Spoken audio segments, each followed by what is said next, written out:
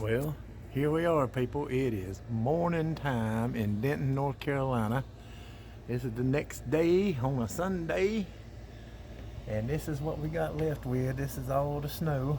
It's quit. It's right at 13 inches down here where I'm at.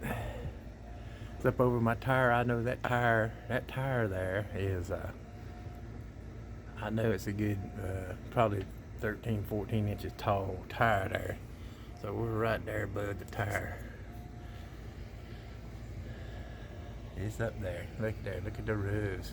Yeah. Look at all the pretty trees. It's pretty, but it ain't going nowhere no time soon because it's only like 17 degrees. So I figured I'd show you all the aftermath. The snow has quit. We have blue skies, as you can see.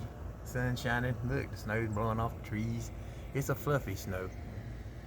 Don't stick to, it's nice. But boy, it is something. It's gonna be a while before this melts off. All right, we'll talk to you later.